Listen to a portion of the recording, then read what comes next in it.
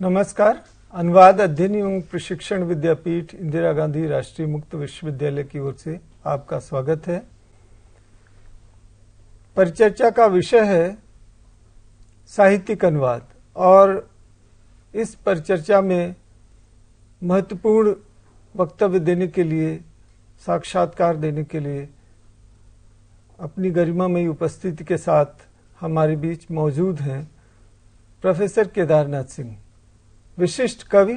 7 जुलाई 1934 को उत्तर प्रदेश के बलिया जिले के चकिया में जन्मे केदार जी काशी हिंदू विश्वविद्यालय से शिक्षा ग्रहण करने के बाद गोरखपुर विश्वविद्यालय और जवाहरलाल नेहरू विश्वविद्यालय में अध्यापन कार्य से दशकों तक जुड़े रहे और जेएनयू के भारतीय भाषा केंद्र के अध्यक्ष के रूप में कार्य करने के बाद वहीं से अवकाश प्राप्त किया इन्होंने। इनकी महत्वपूर्ण रचनाएं हैं अभी बिल्कुल अभी, जमीन पक रही है, यहाँ से देखो, अकाल में सारस, बाघ, उत्तर कबीर और अन्य कविताएं, तालस्ताय और साइकिल और सृष्टि पर पहरा। इनकी कुछ आलोचनात्मक रचनाएं भी हैं, कल्पना और छायावाद, आधुनिक हिंदी कविता में बिंब विधान, मेरे समय के शब्द और कब्रिस्तान में पंचायत। ताना बाना, समकालीन रूसी कविताएं, कविता दर्शक जैसी महत्वपूर्ण कृतियों का इन्होंने संपादन किया है। भारतीय साहित्य ही नहीं, वैश्विक पटल पर अपनी कविता के कारण चर्चित रहे केदार जी को साहित्य अकादमी पुरस्कार, कुमार आसन सम्मान, दिनकर पुरस्कार, जीवन भारती सम्मान, मैथिली शरण गुप्त सम्मान, व्यास सम्मान और ज्ञानपीठ पुरस्कार। हम अत्यंत आभारी हैं जो इन्होंने कृपापूर्वक अपनी उपस्थिति प्रदान की है। अवधेश जी प्रश्न करेंगे और थोड़ा उसका प्री टेक्स्ट प्रस्तुत करेंगे। आपका जो काव्य यात्रा है उससे हम लोग थोड़ी हद तक तो वाकिफ हैं, लेकिन हमें लगता है कि हिंदी की कवियों में से एक आप बिरले कवि ऐसे हैं जो उन्होंने हिंदी कविता के साथ साथ विश्व कविता में पदार्पण किया, उसको समझा और उससे एक तरह से प्रभावित भी हुए। हमारे जो विद्यार्थी और अध्यापक मित्र हैं वो आपसे ये जानने की कोशिश करेंगे या उनकी इच्छा रहेगी कि आपने जो इनका अनुवाद किया खुद, पॉल एलुआद का, दूसरे कवियों का, तो वो प्रक्रिया कैसी रही और उस समय आपने अनुवाद किया और उसके बाद आपने अनुवाद किए तो उसमें साहित्यिक अनुवाद में किन किन चीज़ों का आपने तब ध्यान रखा, उसके बारे में थोड़ा कुछ बताएं। देखिए अवधेश जी, ये आपने महत्वपूर्ण प्रश्न रखा सामने। मेरा एक सौभाग्य रहा है कि अंग्रेजी कविता से बाद में जुड़ा जी, जानने की कोशिश बाद में की, लैटिन अमेरिकन पोएट्री और फ्रेंच कविता, रूसी कविता से बाद में जुड़ा हूँ। रूसी कविता ने मुझे बहुत प्रभावित किया है। लेकिन पहली किताब जो मैंने खरीदी होगी वो फ्रेंच कविता जो युद्ध के बाद की या युद्ध के बीच की कविता, वो वाली, और उसके बाद या उसी के समानांतर कॉन्टेम्पररी लैटिन अमेरिकन पोएट्री जी। तो ये चूंकि हमारी अपनी जो सामाजिक, सांस्कृतिक और राजनीतिक स्थिति उसके निकट पड़ने वाली कविताएं मुझे लगी। लैटिन अमेरिकन कवियों का तरफ से नेरुदा कविताओं से मैंने पढ़ी। कई सारे कवि, निकोनार पार्रा, नेरुदा और दूसरे बहुत से कवि जो कम चर्चित रहे हैं, जिसमें नेरुदा ने बहुत प्रभावित किया। फ्रांसीसी कविता के बाद शायद सबसे बड़ा प्रभाव मेरे मन पर नेरुदा का रहा है। नेरुदा से सीखने की कोशिश की, अनुवाद नेरुदा के कुछ किए हैं मैंने हिंदी में। यह अनुवाद की बड़ी मेरी मजबूरी है। मैं आप इसके कहें उसे एक और थोड़ा लालच खड़ा होता है कि आपने पॉल एलुआद को चुना। हम तो वोल्खे को उपन्यास की तरह मानते थे, लेकिन आपने तो कविता पढ़ी उनकी, फिर ये नेरुदा वगैरह। तो इनकी कविताओं के चुनाव में भी कुछ तत्व ऐसे रहे जो सिवा अपनी रुचि के कोई नहीं था। अच्छी। जो मुझको अपील करती थी कविताएं, और जो पहली कविता नेरुदा के ने पढ़ी होगी अब तक मेरे ध्यान में है। एक कविता ऐसी लिखी है नेरुदा ने जिसका टाइटल उन्होंने अंग्रेजी में दिया। बाकी एक ही कविता है नेरुदा कैसी जिसका टाइटल उन्होंने अंग्रेजी में दिया है, रोमिंग अराउंड, जहां तक अगर भूलता नहीं चाहिए, आस पास घूमते हुए शीर्षक से मैंने उसका हिंदी में अनुवाद किया। ये बात की अनुवाद तो बहुत बाद में किया मैंने। फिर नेरुदा की अनेक कविताएं। अब स्मृति में एक बड़ी दिलचस्प कविता मुझे उसकी मिली। इस विषय पर संसार में किसी ने लिखा होगा मैं कल्पना नहीं कर सकता, आलोचना के प्रति। वो अद्भुत कविता है। आलोचना पर भी कविता लिखी जा सकती है। और उसमें थोड़ा सटायर भी है, ट्रिब्यूट भी पे किया है, लेकिन कुल मिला के आलोचक और कवि के बीच का जो रिश्ता है वो उसमें खास तौर से दिखाई पड़ता है। तो नेरुदा के कई पहलू हैं। फिर वो हाइट्स ऑफ माचू पिच्चू नाम की मशहूर कविता लंबी, वो तो लगभग एपिक पोएम है। तो उसका हिंदी में पहले किसी ने अनुवाद किया था 60s में, वो अनुवाद मैंने देखा था। अंग्रेजी अनुवाद मुझे बाद में मिला उसका, वो पढ़ा मैंने। सारी दिक्कत ये है कि ये थर्ड है हैंड ट्रांसलेशन जो है जी, अंग्रेजी से होके हमारे अंग्रेजी से स्पेनिश से अंग्रेजी में, अंग्रेजी से हिंदी में, हिंदी से पता नहीं कहाँ जी। तो ये बहुत विश्वसनीय पद्धति नहीं है, लेकिन नहीं, ये मजबूरी है। अनुवाद की बहुत बड़ी सीमा ये है कि और कोई तरीका है नहीं। आजकल एक मध्यस्थ रख के भी अनुवाद जी की प्रणाली चल पड़ी। हमारे मित्र थे और बड़े कवि बांग्ला के सुभाष मुखोपाध्याय जी, तो उन्होंने संसार के अधिकांश बड़े कवियों के अनुवाद किए हैं, फारसी के, अरबी के भी किए हैं। अरबी नहीं जानते, फारसी नहीं जानते, लेकिन बीच में कोई फारसी जानकार या अरबी जानकार बिठा लेते थे, उससे उसकी व्याख्या सुनते कविता की। पहले उसका म्यूजिक ऑफ द लैंग्वेज सुनते थे, सुनकर एक उनके मन में लय का ढांचा बनता था और फिर वो उसका सेंस, और ऐसे असंख्य अनुवाद उन्होंने किए। तो एक पद्धति थी। मैंने वैसे सर इसमें जो आप से बाद में थोड़ा पूछेंगे, लेकिन जो ट्रांसलेशन बेसिकली एक कम्युनिटी एक्टिविटी है।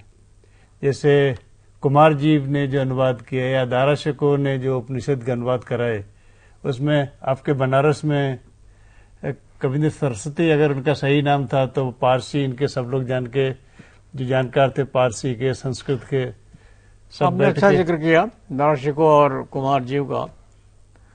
अचानक कुमार जी में बहुत दिलचस्पी लोगों की पैदा हुई। जी जी। मेरे मित्र और मेरे बड़े भाई कुंवर नारायण का भी लिख रहे हैं कुमार जी ऊपर। अच्छा जी। उपनिषद के अनुवाद सारी दुनिया में हुए हैं और काफी हुए हैं। दारा शिकोह ने अनुवाद जो फारसी में किया, फारसी में हाउ डज साउंड हम नहीं जानते। अब ये तो अलग बात है। जी जी। फिर वो अनुवाद कितना जी नहीं, आपकी बिल्कुल सही बात है। ये इसकी हम जांच पड़ताल तो करते नहीं करते। हमारे पास कोई पैमाना है भी नहीं इसका। लेकिन मान के चलते हैं कि एक सच्चा ईमानदार विद्वान कर रहा है, एक रुचि बड़ी गहरी उसकी उपनिषद में है, संस्कृत में है, वो कर रहा है तो ठीक किया होगा, ट्रू टू द ओरिजिनल। जी। लेकिन जांच पड़ताल का विषय है, इसके बारे में कुछ नहीं कहा। जी जी जी। और इसको मैं एक मजबूरी मान के चलता हूँ। हम सब करते हैं ये कि अंग्रेजी से अनुवाद करते हैं। अब अंग्रेजी में अनुवाद करते हुए मुझे याद है, मैं यहाँ कोट करना चाहूँगा, एक बहुत बड़े अनुवादक अंग्रेजी के हैं अमेरिका में, नेथेनियल टॉर्न, TRN, टॉर्न, तो अंग्रेजी अमेरिकन जैसे टॉर्न करता है। तो वो स्पेनिश भी जानते थे वो। तो बोले नेरुदा के पास पहली बार अनुमति लेने के मैं गया और मैंने कहा कि मैं आपकी कविता का अंग्रेजी में अनुवाद करना चाहता हूँ। तो जो वाक्य अंग्रेजी बोलते थे, जानते थे नेरुदा ने कहा कि don't translate, improve okay, translation is improvement. Improvement in sense. तो कहा केवल अनुवाद मत कीजिए, मर जाए Improve कविता। करिए। बहरहाल ये एक दृष्टिकोण था जो कवि का था। कहते कि मैं अनुवाद करते हुए नर्मदा के इस वाक्य को लगातार ध्यान में रखता था। अब इस तरह से अनुवाद करने पर वो ओरिजिनल से कितनी दूर या निकट होगी, बड़ा उलझा हुआ मामला है। इस पर बहुत दिलचस्प, मैं इस पर आप अनुमत हो तो कविता मैं पढ़ बाद में आपकी बिल्कुल पढ़िए आप।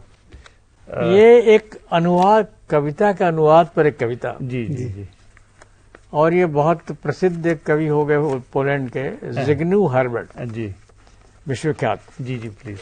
इनकी कविता है कविता के अनुवाद के बारे में। इसका अनुवाद मैंने अंग्रेजी से किया था कभी, वो पढ़ता हूँ आप। जी जी जी, विद्यार्थियों को बहुत अच्छा रहेगा ये। एक अनाड़ी भौरे की तरह वह जाकर, वह माने अनुवादक जी। एक अनाड़ी भौरे की तरह वह जाकर बैठ जाता है फूल पर, कोमल डंठल झुक जाता है पंखड़ियों के बीच, जो कि होती हैं शब्दकोश के पन्नों की तरह। वह बना लेता अपना रास्ता और पहुंचने की कोशिश करता है वहां जहां छिपी रहती है गंध और मिठास। और हालांकि वो खा गया ठंड और उसने खो दिया अपनी स्वाद की चेतना, लेकिन फिर भी वो उस दुराचार से बाज नहीं आता जब तक उसका सिर पीले पुष्पराज से टकरा नहीं जाता। और यहां खत्म होता है सारा खेल, क्योंकि असल में कोई पहुंच ही नहीं सकता फूल की पंखड़ियों से उसकी जड़ों तक। इसलिए भौरा निकल आता है बाहर, दर्प के साथ गुंजार करता हुआ कि मैं फूल के अंदर से आ रहा हूं। क्या बहुत बात। अच्छी कविता है, बहुत अच्छा अनुवाद। और वे जो उस पर नहीं करते विश्वास, जी वो उन्हें दिखाता अपनी नाक, जिस पर लगा होता है पराग का पीला धब्बा। क्या बात। ये कविता है कविता के अनुवाद के बारे में, अनुवाद के बारे में जिग्नू हर्बर्ट की। जी। पर सर एक जो सवाल होता है जो कि आपसे ही पूछ सकते हैं कि कविता का अनुवाद, साहित्य का अनुवाद वैसे भी दुर्गम है, कविता का और ज्यादा है, क्योंकि कविता समझने से पहले कान की चीज होती है। तो उसके लिए जरूरी है कि कविता को अच्छे ढंग से पढ़ा जाए। अनुवादक के लिए एक प्री क्वालिफिकेशन जैसी वस्तु है। तो ये जो कविता का पढ़ना, समझना, उसमें जो उतार चढ़ाव हैं, आपको तो तूफू अच्छे लगते हैं, तो उनमें तो रंग भी हैं।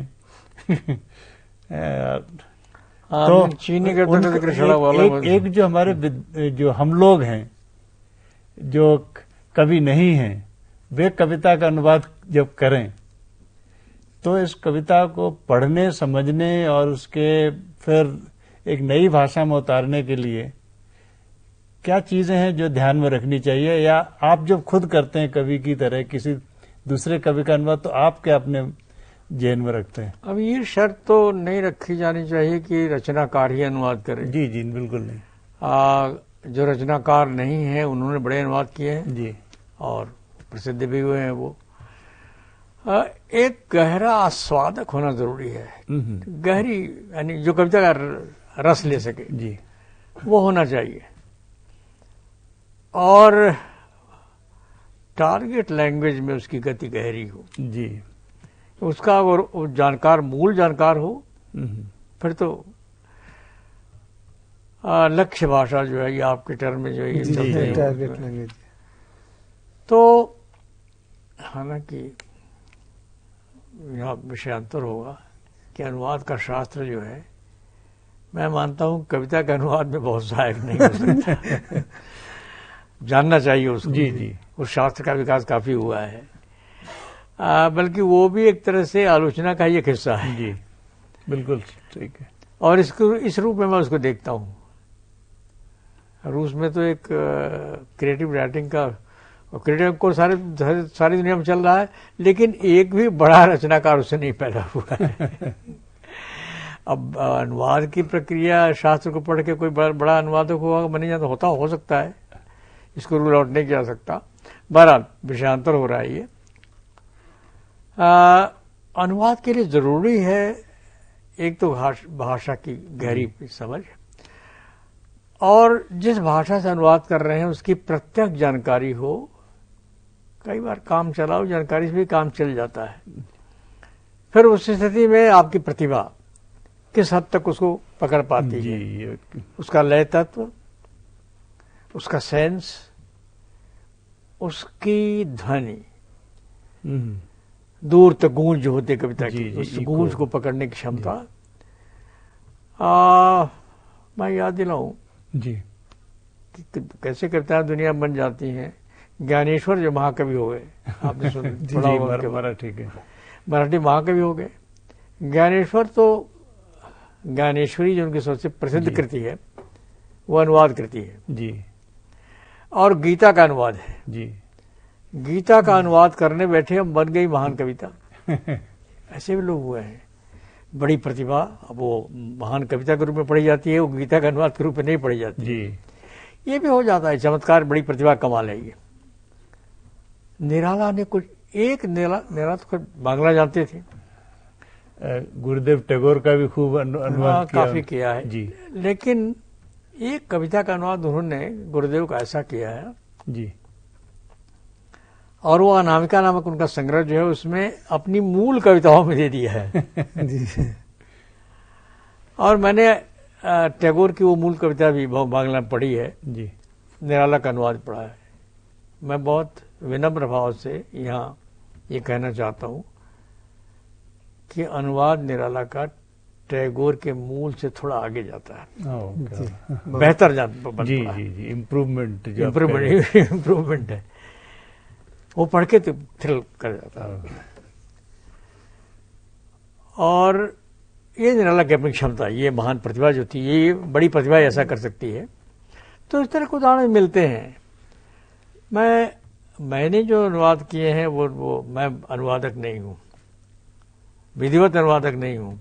जो अच्छा लगता है कभी तो उसको अपनी रफ डायरी में कर लेता हूँ, बाद में उन्होंने कभी निकाल के छपने के भेज दिया। कई सारे अनुवाद छपे। अभी जो मेरा चयन प्रकाशित कर रहा है ज्ञानपीठ, तो उसमें कुछ अपने अनुवाद भी दे रहा हूँ थोड़े से जी। क्योंकि अंग्रेजी की बात भी कर लीजिए। अंग्रेजी कविता में मेरा सबसे पहला जुड़ाव जो हुआ वो डिलन टॉमस से हुआ। उस समय जब हम पढ़ रहे थे, अभी डिलन टॉमस की बड़ी तूती बोलती थी भाई, बड़ा भारी नाम था वो। लिरिकल एक उनका अपना फ्लेवर, एक खास तरह की रूबानियत भी उनकी यहाँ थी। तो कुछ एक कविता मैंने, शायद पहली वो कविता थी अंग्रेजी की जिसका मैंने अनुवाद में करने की कोशिश की थी, और जाहिर है कि मूल से ही की थी। अंग्रेजी जितनी जानता हुआ है उसके बिना पर, और वो बनारस की एक पत्रिका में छपी थी।